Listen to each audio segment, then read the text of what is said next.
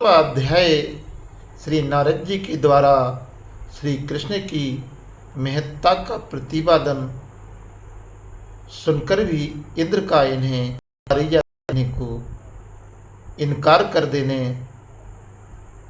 उद्यत न होना, ये कथा का वर्णन है। यह हरिवंश पुराण की कथा है।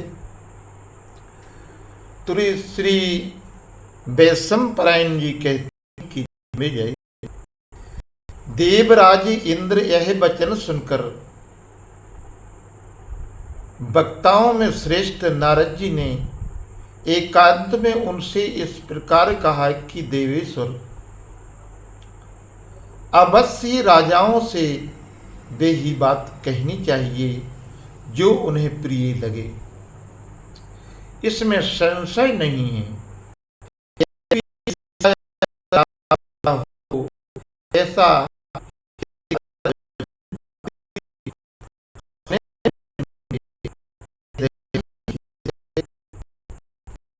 जो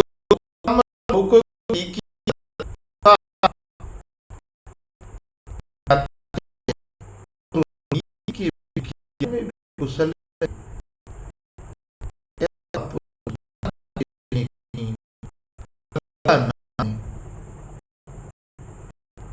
यह बुद्धिमान पुरुषों का कथन है, जिसका प्रकार आज ये 5 पंचाट होती है, उसमें भी यही निर्णय लिया जाता है। और कर्तव्य या कर्तव्य की समस्या खड़ी होने पर प्रायः तुम मुझसे पूछते और सलाह लेते हो, इसलिए इस समय भी मैं तुमसे कुछ कहूँगा कि यदि अच्छा लगे तो इसे काम में लाना। वो जो राजा की पराजय नहीं चाहता और किस बात में उसका हित है, यह अच्छी तरह जानता है। और ऐसे सुहृद को बिना कही ही न्याय संगत और समयोजक हितकर वचन अवश्य कहना चाहिए। और सत्य पुरुषों के उचित है कि सर्वथा हित की बात बताए, भले ही वह सुनने में अप्रिय हो। यही स्नेह से पूर्ण होने का उपाय है, जिसका श्रेष्ठ पुरुषों ने ही प्राचीन काल से आदर किया है। वो जो असत्यवादी और धर्म मर्यादा की भंग करने वाले, किसी का उपदेश सुनने की इच्छा न रखने वाले और सबसे अप्रिय दोष मात्र हैं, ऐसे लोगों से न तो प्रिय बात कहनी चाहिए और न पुरुषों ने इन सबकी निंदा की है। और श्रेताओं में श्रेष्ठ सर्वज्ञ देव मुझे तुमको सर्वथा हित की बात बतानी है, और सुनो और सुनकर मेरे कल्याणकारी वचन का पालन करो। और बलासुर का विनाश करने वाले देव भाइयों अथवा सौहदों में यदि परस्पर भेद वैरभाव हो जाए तो वह शत्रुओं को आनंद देने वाला होता है, इससे संशय नहीं करनी चाहिए। और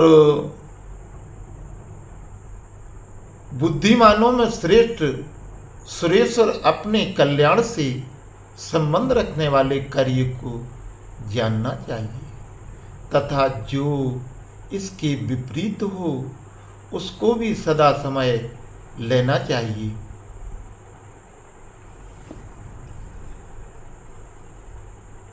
समझ लेना चाहिए। और समझ लेने के बाद जो कार्य आरंभ करने पर पीछे संताप देने वाला हो, ऐसे कार्यों को विद्वान पुरुष कदापि आरंभ नहीं करते। यद्यपि बुद्धिमानों को नीत है। वो कैसी है कि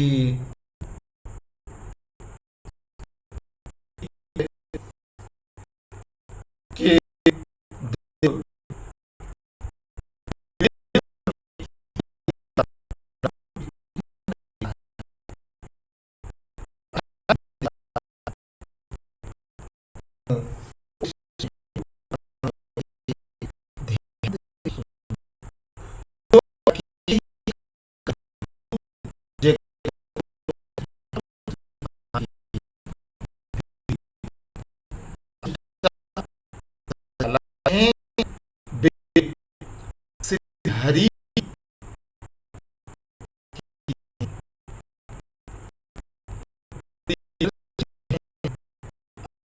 समझ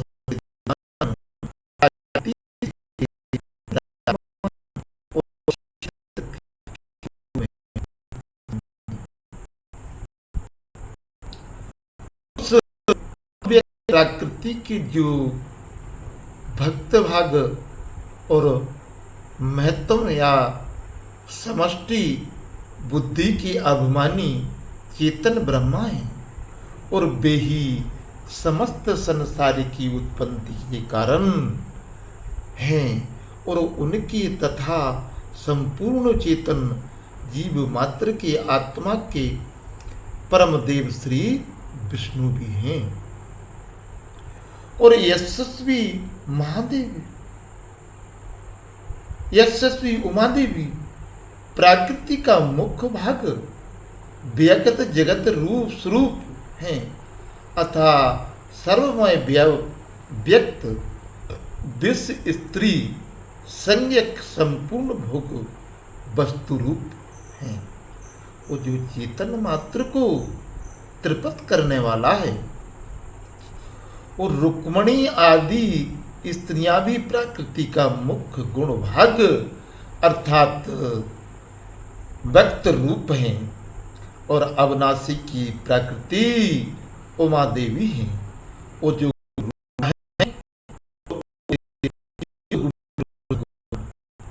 ईश्वर है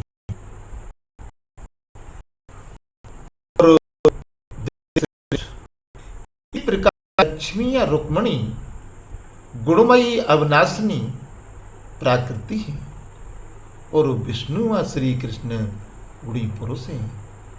इन गुणवान मायावी रुद्र और विष्णु में कोई अंतर नहीं है और त्रिगुणात्मक जगत के जो प्रथम अविनाशी शासक निर्गुण परमात्मा हैं वे ही महातेजस्वी नारायण हैं और वे सबके इस सृष्टा और समस्त जगत के उत्पादक हैं और देवेश्वर इन परमात्मा परम देव नारायण के द्वारा ही भोक्ता महेश्वर देव कर्ता अदोक्ष विष्णु ब्रह्मा अन्नदेव समुदाय तथा प्रजापति गण इन सब के पीछे सृष्टि हुई है।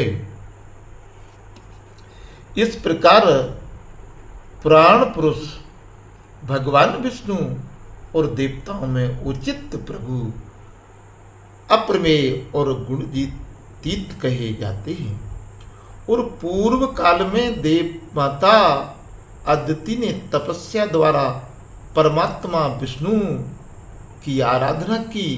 उसी संतुष्टि को भगवान विष्णु भी अदिति को इच्छा अनुसार वर मांगने के लिए आज्ञा दी और सुरश्रेष्ठ उस समय अदिति ने अदोक्षज इंद्रियातीय भगवान नारायण को पहचान कर उन्हें प्रणाम किया और इस प्रकार कहा, प्रभु मैं आपके समान पुत्र चाहती हूँ। तब उन्होंने कहा कि देवी समस्त भुवनों में मेरे समान दूसरा कोई नहीं है, अतः मैं ही आपके अंश से तुम्हारा पुत्र होऊंगा। और सुरेश्वर इस निश्चय के अनुसार वे सबकी सृष्टि करने वाले महातेजस्वी भगवान नारायण तुम्हारे भाई के रूप में अवतीर्ण हुए और उन्हें उपेंद्र कहते हैं। और देव भूत और भविष्यवाणी की उत्पत्ति एवं संहार के अधिष्ठाभूत श्री हरि स्वेच्छा से ही कश्यप जी के पुत्र रूप में प्रकट हुए थे और तथा आपकी इच्छा के अनुसार ही वे विभिन्न रूप में अवतीर्ण होते रहते हैं। यह हरिवंश पुराण की कथा है।